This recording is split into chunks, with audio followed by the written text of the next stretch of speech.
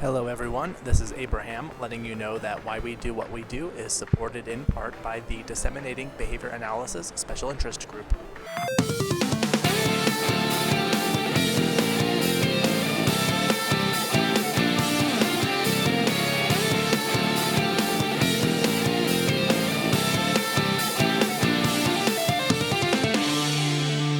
Welcome to Why We Do What We Do. I'm your host, Abraham.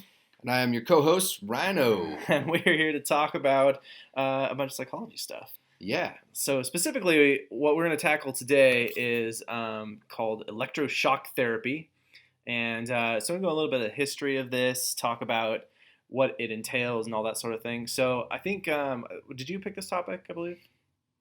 I don't know where it came from, actually. Okay. I think it was just like a mad brainstorm list. Okay. It was not something I'm super, fluent in, but because of putting on the list, now I know a lot more about it. Yeah. And so that actually already sort of brings up the point that this isn't a first line of defense for most things. And this isn't all that common, although it has been depicted as being this, it's been overly used and applied to all these things, and it shows up in TV shows and movies and whatnot. It's not that common of a treatment for psychological disorders, which is why neither of us have been in situations, at least I haven't, where I've used it or even been around a place where it was used or anything like that. Yeah, same here. I've never been in that situation myself. Okay. There's one thing that I thought was interesting. There's just a huge variance in the researchers' perspectives on the effectiveness. It's all the way from it's completely ineffective and it causes brain damage, right, all the way to the other end of this is the effective treatment, quote unquote, that we should be using always. Yeah, it's kind of crazy. The bee's knees. Yeah.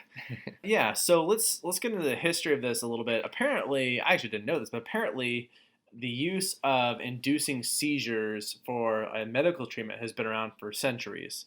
The electroconvulsive therapy, or sometimes called electroshock therapy, has really only been around since about the 1930s for the most part. And so it was really in the sort of 1934, 1937, 1938 that there started being papers and research that was published on this. Conferences were being held where researchers were talking about this, and where they actually started really applying it to humans in sort of a systematic way. Yeah, but then as we were digging into the history too, it goes way back farther than that, right? And it's even hard to pinpoint where things really started. Right. Even as early as I think 1740s, there was some description of the use of electricity in at least some kind of medicinal capacity, and it's varied how people attempted to use this. Now, just to sort of dive into why someone would do it, or even what it's supposed to do, is electroconvulsive therapy, or ECT. I'll just call it ECT from here on out. Yeah. As it's applied, generally is applied to the brain, and it either flows through the entire brain or flows through only a portion of the brain, called bilateral or unilateral, which is to say it'll either go through one hemisphere or both, and it induces seizures. That's the whole point. Okay. All right, and this is supposed to help with various types of mental disorders. So if you watch a show or a movie, I'm thinking immediately of American Horror Story, mm-hmm. Asylum, where the people who have these, they talk in ways that seem psychotic, and so their line of defense is just shock them. Just strap them down and shock them. It's crazy. But it really is supposed to be used with informed consent, which is people will have to agree to have it used. You're not, as far as we could tell, it was not common, if ever really, the practice to against someone's will, hold them down and shock them. That being said, a lot of horrible things happen in the name of psychology to people where they were supposed to be consenting to those treatments and were receiving inappropriate treatments or inappropriate versions of treatments. So it certainly was the case that it was improperly used, but maybe not as commonly as depicted in some of those shows. Yeah, that's probably my biggest concern personally, is it's just as we're putting information out there on topics like this, it's where are the boundaries? Where was it actually maybe effective, and where is it not? Because we definitely need to not be perpetuating ineffective treatments. That's, sure. It's horrible. Yeah. Another thing that kind of comes to mind there is the one thing I like was really taught through a few different mentors was procedurally things can be very different and it can have much different effects. So electroconvulsive therapy is very different than something such as like contingent shock, right? Yeah, absolutely. And especially because with electroconvulsive therapy, they're supposed to be, I think, relatively brief treatments where it's like you apply this for a couple moments, maybe 6 to 10 minutes or something, where someone is sedated through a general anesthetic, and they are so quote unquote put to sleep. Mm-hmm. And then they receive this electroshock therapy to their brain for a period of time, and then that's it. Like they go off and sort of do the lives. And there might be multiple treatments that happen, but in contingent electric shock is a totally different type of application of electricity to some kind of psychological therapy. So where do we want to kind of go? Like, do we want to draw that line now, or is there more in the history of ECT? I think we'll just describe a little bit more of sort of what it is and how it's used and where it's supposed to be effective, and then maybe dive into the contingent electric shock, if that's cool with you. Yeah. Okay. So where this tends to be most often prescribed is in depression. That's sort of the most frequent place where people might prescribe ECT. But it's, like I said, it's really never a first line of defense. This is when there's an immediate risk of suicide, when there are people who have not been responsive to other pharmaceutical treatments or prescription drugs, stuff of that nature. And their depression is very severe. So those are the cases under which it tends to be recommended, at least in the literature, where people, or the research, where people have used ECT.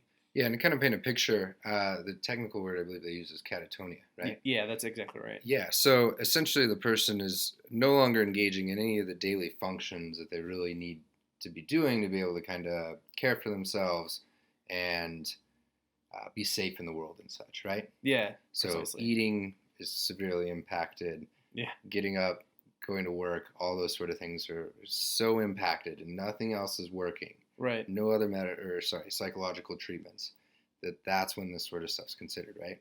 Yeah, and it seems to be that it's pretty exclusively those pretty severe cases where other things have failed to work. And so people who receive this treatment, if you look at a lot of the major reviews that have been done in the literature, and I found some as recently as 2014 or 2015, I think, they tend to really actually support this idea that these brief exposures to ECT are actually pretty effective at alleviating some of the symptoms of people who are at the level that they're catatonic and really severe.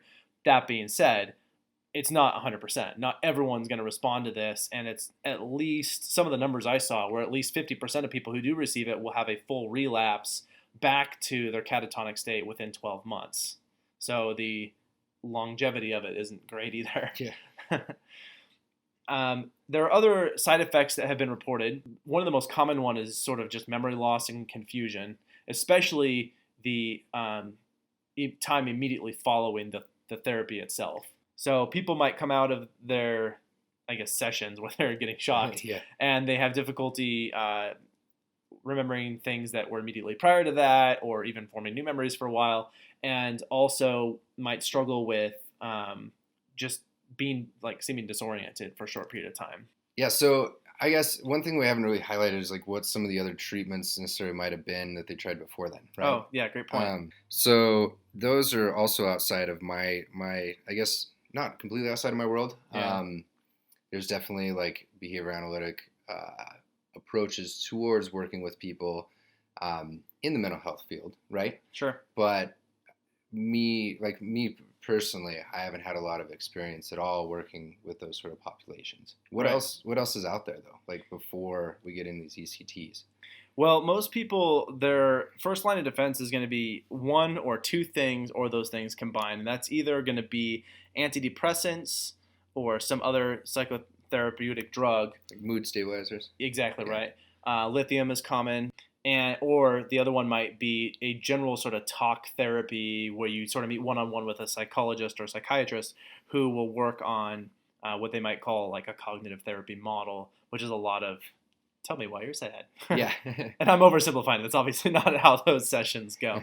But where it's more structured around a verbal exchange between a therapist and their patient than it is just yeah, you're crazy. Here's some drugs. Go take these, and Yeah. we'll see if you're better in a week. Yeah, and those talk therapies have been extremely, I mean, same thing across the board in their effectiveness, but Right. there's actually a lot of really good approaches in that, right? Absolutely.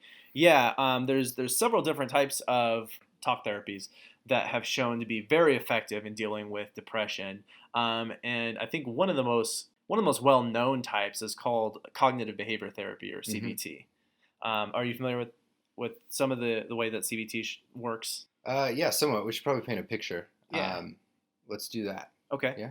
Yeah. Just a brief. Yeah. Go for it. Okay. So my understanding was that there was kind of three waves of behavioral therapies. The first one being really kind of in the heydays of the initial kind of behavioral approach. Sort of the behavior modification. Yeah, and people moving into the world of kind of mental health and working in that area. Right. Largely, there was a little bit of progress, but the collective of everybody in psychology essentially was like, this wasn't enough. We need something else. Okay. Enter the second wave of behavioral therapy. Okay. You want to describe that one a little bit? Well, I'm not actually totally sure what you're referring to, but in the behavior mod days, I think that what you're talking about there is it was basically just let's throw in some reinforcement and let's use some punishment and let's use some restraint when necessary. But it was a lot of like, people carrying around the bags of M&Ms and and then like people who were like, that's how it was perceived. Yeah. Right. Yeah. Right. Yeah, exactly. It was kind of introduced at a time when, how I understand it at least, was there was a lot of people that were looking for really getting at like what we kind of talked about in our past episode of like, are we really getting at the consciousness? Are we really getting at the mind of these individuals? Are we really reaching those folks? Right. And that's where the kind of cognitive revolution came in. And that was the second wave? That would be the second Okay. wave. Okay. I wasn't sure if that's where you're going with that or not. Yeah. Cool. And yeah, the CBT or cognitive behavior therapy model, it's been around for quite a while now. There's a lot of different ways that people apply it, but the general approach has, it's sort of a two-pronged approach, which is really implied by the name cognitive behavior therapy. And the cognitive portion of it has to do with, this is the talk therapy aspect where the person who is the therapist has the role of trying to address the way that the person is thinking about their problem, right? Mm-hmm. And so I've even heard it referred to as cognitive restructuring. Yeah. Yeah. Yeah. It's very common. And so because this is all based inside of language, there seems to be sort of a limit to how well that language could apply to how that affects the individual. So, for example, I could describe to you all day how the laws of aerodynamics work, but you're not going to walk out of here and be able to fly. Yeah. Right. So, I wish. Right. And so the reason I say that is because the behavioral aspect of this then tackled what was the actual thing that the person was doing, and how do we change, or how the therapist's approach was, will change both the way they think about it and the practices that they're engaging in. Yeah, and that's kind of a good segue into the third wave, which was really kind of looking at maybe we can't necessarily change per se the way that people are thinking about these sort of things. Right. So there's actually, it'd be really fun to go into some of that actually on another episode of like, can you change those sort of thoughts? Right. But that's where kind of the third wave approaches, and there's a couple in particular: acceptance commitment therapy, dialectical behavioral therapy. There's others. Functional analytic therapy, FAP. Yep. Or Psychotherapy. Psychotherapy. Yeah. Functional analytical psychotherapy. And with those, they're just really looking at kind of blending. I kind of look at it as like in a very kind of lay level of like they're blending the first and the second wave kind of approaches together. Sure.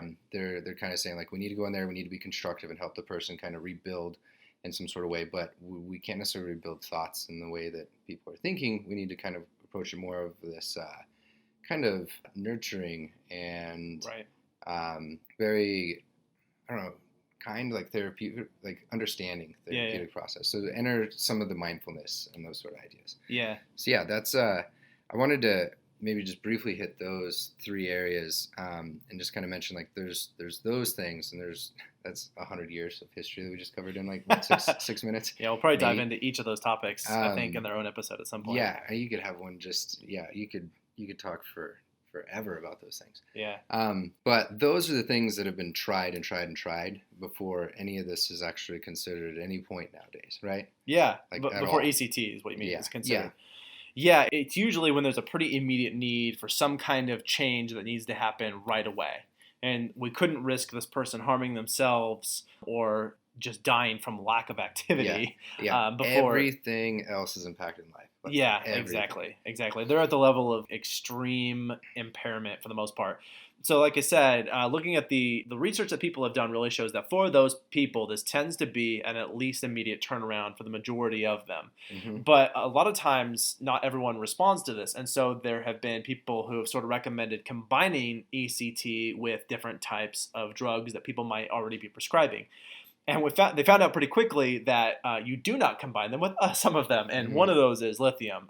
The combination of ECT with lithium seems to be very ill recommended, I guess. Yeah. It's a bad thing. Yeah. We'll put it that way. And however, there have been some research looking at the combination with ketamine. And ketamine is a sedative.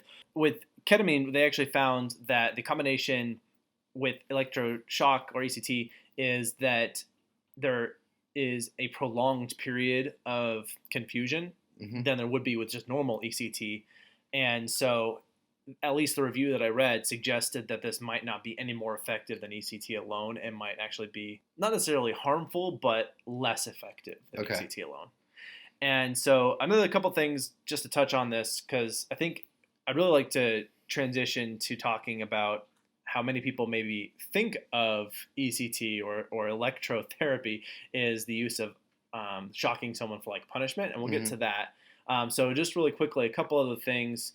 If you were to look at an arrangement where someone was receiving ECT, that you're going to see in modern technology is they have these little electrodes are pressed up against their temples, Hmm. and that those are fed from a machine that one regulates the power, and it's going to produce these brief pulses of electricity through the brain, as opposed to what was most commonly done called a sine wave, and all that. Those are just continual, right? Exactly Rather right, than yeah, pulses. rather than pulses. And it's believed that the pulses cause fewer cognitive problems than the sine wave did, but there's actually not really hard research to prove that. It's the common practice. Okay. And then So what is like the thing that actually quote unquote works? Like what is this like mechanism? right, it's I'm glad you asked that because mostly nobody knows. Yes, Okay. it induces seizures, but why should the seizures have any kind of therapeutic effect on something like depression? There doesn't seem to be any real consensus on how or why this would actually affect how someone is doing psychologically speaking. I think there's some evidence to suggest that there's decreased blood flow in the brain, at least in the prefrontal cortex, where a Hmm. lot of the shock actually travels through. But it's not really well understood why it would be the case that shocking someone's brain would result in them Yeah. having an improved outcome with respect to depression or bipolar or whatever they're suffering from. Yeah, and not to mention like kind of like we saw larger in the behavioral waves of CBT, or as we've talked about in the past, there's behavior just isn't in that one spot, right? Like Right. it's everything that comes into it. So I think that's a great point that we're probably going to hit continuously, and maybe we'll do a more sort of in-depth treatment of, is that the brain is a critical feature of the behavioral interaction, of course, and every psychological event contains both the brain and the context in which the organism is interacting. And by brain, I actually really mean the whole the whole yeah, organism. yeah, It's not just your brain; it's also your eyes and your ears and your skin yeah, and yeah, your arms and your liver and everything else. yeah, So all of those things are important in how I throw out liver arbitrarily. yeah. I'm not to say that the liver has any particular significance, Hmm. but the whole point just being that while the brain is important, so is the context and the history and all these other variables Yeah. that maybe were considered less important in the past, but we've really discovered are critically important Hmm. to how someone's experience shapes up. Yeah. So let's jump into contingent shock then. Cool. How's that differ? Well, a lot of ways. Yeah. So what some people might think of as being ECT, where they're thinking like people don't still use shock therapy, do they? The simple answer is yes.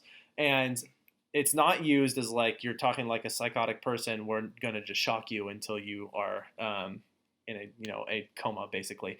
But with contingent electric shock, the purpose is, and what we mean by contingent is that it is applied as a consequence. Mm-hmm. Okay, and so it's different in that it only occurs following a behavioral episode where the shock is supposed to work as punishment. Yeah.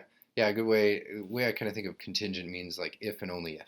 So if this Yeah, happens and only if this happens, then this other thing will follow. that's a great Right. way of putting it. Yeah. So where is this commonly applied?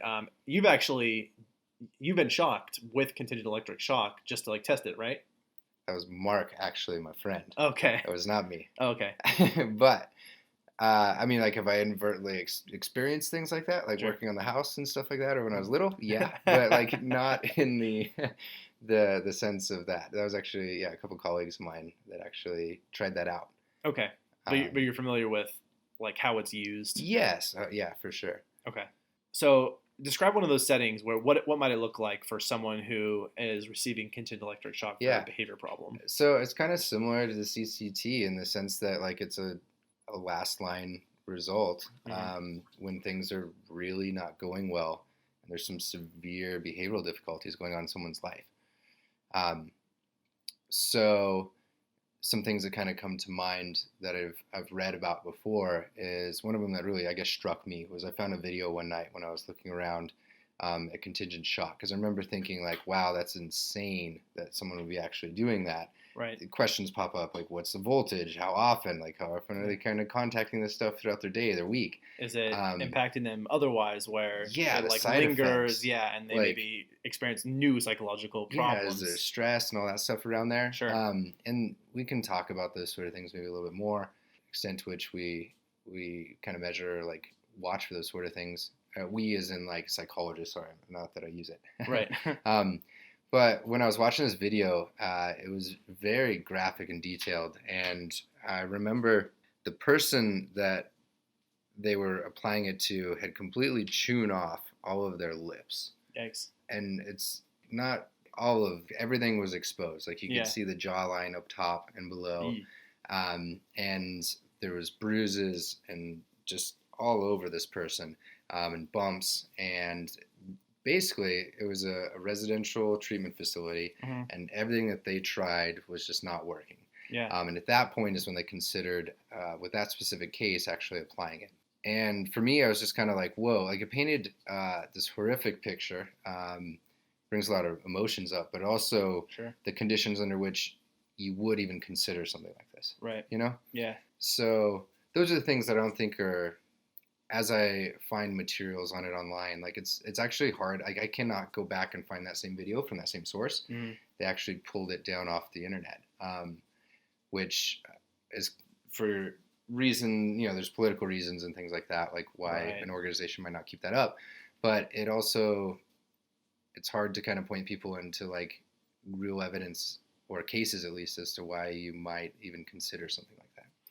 Yeah. And so from my experience with some of these instances where someone might use contingent electric shock, as you mentioned, these are for the last-ditch efforts. So they've already tried all kinds of other therapies. Like they've been on medication, they've been on restricted diets, they've been through a whole gamut of behavioral treatments and that sort of thing. And they end up in these cases where their behavior is often life-threatening or severely, severely impairing. And I know I heard about there was an older gentleman who had some kind of intellectual disability that was pretty profound. I think he had very few communicative strategies, which is to say he couldn't really ask for what he needed. He couldn't really communicate with anybody that was around him in a meaningful way. And this particular individual was doing something, this self-harm that took the form of them hitting their head on things, what we call head banging. And he would hit his head on sharp objects and on concrete, and he was doing like massive neurological damage when he would do these things. And he'd been through something like 6 or 7 different attempts to alleviate this with virtually no success at all. And I heard that when they put him in this facility where they then applied the contingent electric shock, they shocked him maybe 3 times and he never hit his head again. Yeah, so the contingent part is kind of key there, right? Right. It's following something, and it's immediately following that actually can produce this decreased rate of future responding. Oh, that's a great point. So it wasn't just they like put him in a room and it was like shock, shock, shock, you're good to go. It Yes. was he hit his head and then there was immediate response of shock. Yeah. That was the consequence. Hit your head, Yep. you get shocked. Yeah, and like a general best practice of what I'd read was you come in with kind of like a quote unquote medium strength. You're not coming in with a low strength of like a shock, Right. and then increasing it because you can actually have some tolerance effects from those sort of things. So they build like a tolerance to like an increasing amount of potential. Yeah, that's actually a best practice approach Okay. for punishment in general. The technical term of punishment of you're making some sort of change contingent with the intended effect of it decreases rates of responding. Okay. But yeah, in addition to those sort of things, there was also depending on the location, I know one of them that I researched a lot required extensive postdoctoral training, review boards, and approval Yeah. from local judges as well. Not only showing documentation, but like exactly what happened when they tried all these other treatments beforehand. Right. And only then was it then considered to be written once it was approved. And then once it was written, the people who wrote it not only kind of went through their own review, but they weren't allowed to be the ones that like applied it. Right? There was a lot of safeguards in there. I don't know the extent to which those really are or aren't there in any facilities. I haven't looked around in the last year, but I know that it was a lot more internally regulated and watched over than sometimes painted.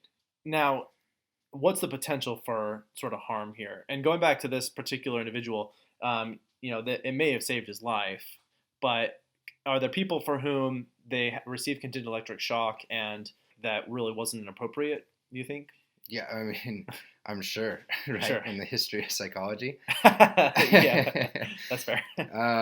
My understanding is that there's a lot of well documented when it's a last ditch effort that it's effective and it's useful, and that the side effects are quote unquote worth the outcomes that the client leads to, like what they experience, right? But I guess part of why I'm kind of hesitant is like at least now in my life, like I got really into perspective taking, empathy, and those sort of things. Like as much as I want to say, like like I could put myself in those people's shoes, like I can't do that. Yeah, that's a fair point. At all. Like I cannot even pretend for a second that I can really put myself in their shoes and be like, they didn't experience these sort of things. Right.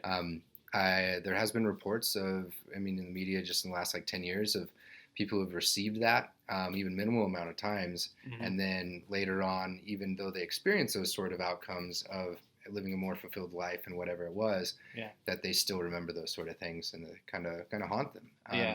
And if that's true, and I always take people on face value like that, like that's horrible, really. Sure. And I don't know how to quantify. Was that worth the outcomes, or was the other life before then better? Right.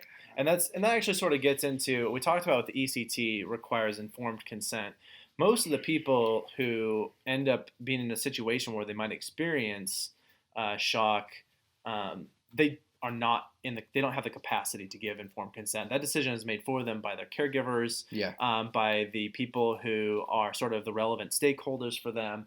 And a lot of, there are cases that these caregivers are really displeased with that as an intervention. So you're right, like it's impossible to say, these people already can't communicate what they need and what they want, and we're sort of like, well, we're going to go ahead and change your behavior, and here's electricity to make sure that works the way we need it to. And so, they end up just sort of getting pushed through these systems without a whole lot of understanding of what the experience might be for them. But, I think it's safe to say, at least, that the people who do this, they really do mean well. Like they approach this with the intention of, we are trying to improve the quality of life. Yeah, and 100%. there's a lot of safeguards in place to try and prevent abuse or harm that goes beyond the necessary, and also worth acknowledging that like sometimes that is still going to happen. Yeah, that's been my understanding. I like the kind of furthest down like a rung of like restrictive approaches to helping somebody that I've ever worked in was in a school system where we were contracted as a private entity to help solve some of the situations that the student was experiencing in the school system. Sure.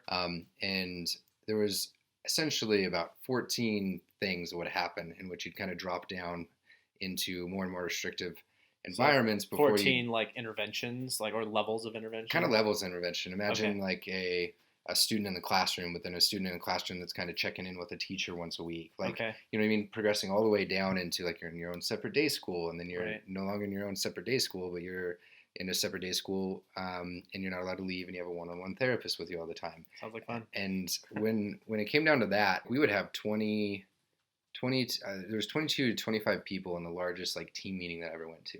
Wow. And I was amazed, but at the same time, because of the resources and all that, but it was also awesome that there was so much oversight in those sort of things. Sure. Legal defense on both sides, making sure that things were kind of going well. So that's when my understanding is like it's even past that. You're going to a judge and you're presenting, and they're kind of watching over those sort of things. Yeah, so I think it's probably important to acknowledge we're not really advocating one way or another whether people should use ECT or contingent electric shock. We're mostly, the purpose here is to outline and maybe try and address some of the confusion or misunderstandings that people might have. That is that a lot of people hear of something like contingent electric shock or even ECT, not really knowing that there's a difference, and just think, oh my God, like this is the most horrible thing. And it certainly is controversial, and even people who know a lot about it might still have the like a very anti shock position or very pro shock position. And really the purpose here was just to illustrate as much as we could why people have these positions and sort of what the considerations are around it. It's not so black and white as Yeah. this is an evil, terrible thing and we should have never done it. And Yeah. it's just complicated. Yeah, I guess if any of the listeners heard any sort of like intonations or anything in my voice to kind of convey those sort of things, like especially the contingent shock, it was just an area that I got really into reading and trying to understand a little bit more of. Sure. So it kind of leads to those sort of things. But I've never been a part of it used. I've never tried to work in a place where you can actually use it. Like Sure. it's not part of my world other than I dove into it and read quite a bit one time. Would you ever want to be shocked? I would be up for. I always try things once, within reason. I'm also a fan. Like I like to know like what the experience is like. If I don't think it's going to cause me or the people around me helping me experience any sort of distress. Yeah. And my colleagues that have like experienced contingent shock, it did not impact their life to the point that I think they would personally impact mine. I'm not advocating anyone go out and do that. That's just my personal way that I kind of approach these sort of things. I think personally, I definitely want to experience it, and I would actually entertain the idea of having it done to like change my behavior around something. Like I've in the past been really bad about biting my fingernails and stuff like that. It Yeah. might be kind of fun, but actually, it just occurred to me as you were saying that. I don't know if you've heard of this before, but some researchers. So this is sort of tangential. I didn't do a lot of research on this, but some researchers tried to develop a thing for showing men what it felt like to give birth, or at least go through labor. Yeah. And so they I remember seeing this on social media. yeah. So they put something on like a guy's torso that I think are like these electrodes, as I understand it. Like I said, I didn't do a lot of research on this, but they are supposed to shock them in increasing voltage to sort of give them an idea of what it's like to go through labor. Contractions, yeah. Right. Yeah. And I don't know if they actually tested this on a woman who's had labor to say, yep, that's definitely what it feels like. But I would actually super want to experience what that feels like, just so I can sort of be more empathetic toward that experience that I'm never going to have because Yeah. I can't give birth. Anyway, I just thought that was kind of fun.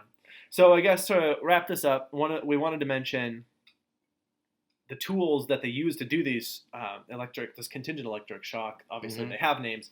And one of the most common ones is called Cybus. It is, I believe it's mounted on the thigh or something like that. Yeah. And it's got like a little battery pack that's controlled remotely.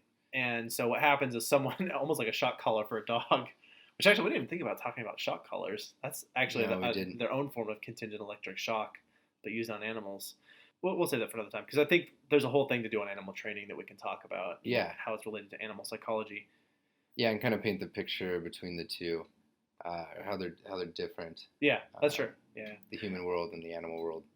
So anyway, the way that these things are, they're mounted on some part of the body in like a strap, and it's controlled remotely through kind of a controller that can then administer the shock. So I think that in the past they were hooked up to like wires that went to their body, but anymore I think they're remotely controlled. Yeah, and that's where my understanding is that a lot of the control procedures have been in that the people working with them don't have access to delivering it, Sure. and it's got to be someone else, so it can't be abused. Oh, right. Right away. So it's sort of a more senior authority. Yeah. They actually control the delivery of the shock. Everything's documented if it's delivered, etc. Yeah. Right. It's supposed to be. Yeah. Probably it is. It just seems. Sure as hell hope so, but I don't know. Yeah. Yeah.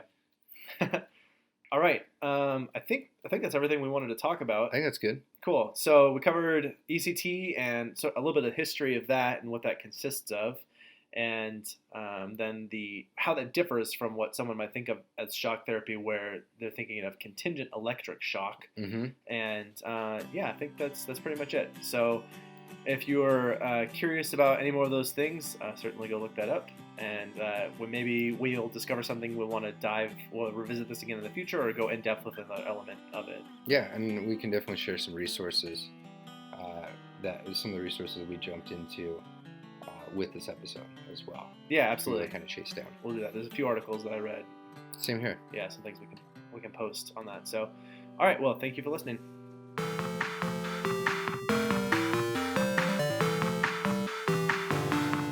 Thanks for listening to Why We Do What We Do. If you like what you heard and would like to support the show, please consider heading over to our Patreon account at patreon.com/WWDWWD podcast. Every little bit helps, and we're continuously lining up perks and merch for our supporters.